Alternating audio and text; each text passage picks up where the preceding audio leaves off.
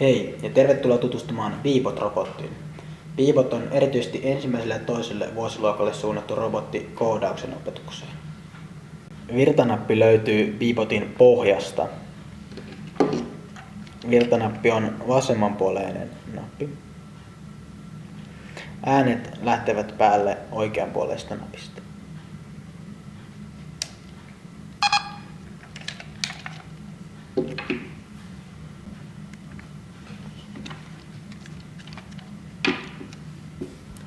Eteenpäin suuntaavaa nappia painamalla Beebot kulkee eteenpäin 15 senttiä.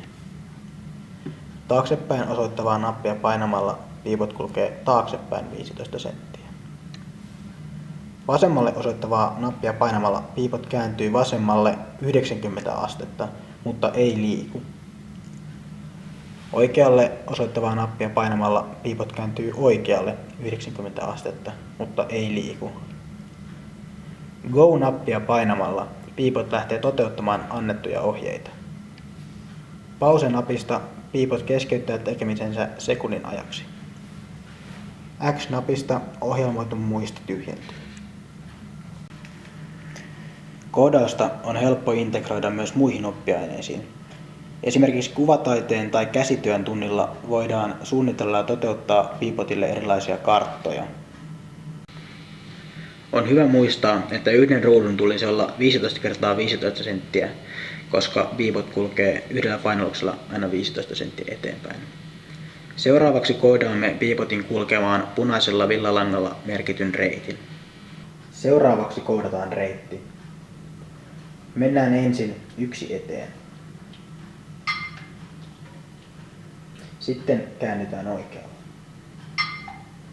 Mennään 2 eteen. Ja käännytään oikealle. Mennään 1 eteen. Käännytään vasemmalle. 1 eteen. Ja käännytään vasemmalle. Seuraavaksi 3 eteen. Ja käännytään vasemmalle. 2 eteen. Ja käännytään vasemmalle. 2 eteen. Käännytään oikealle. 1 eteen.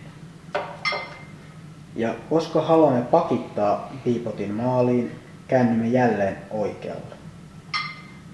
Ja seuraavaksi kuljemme 1 taaksepäin.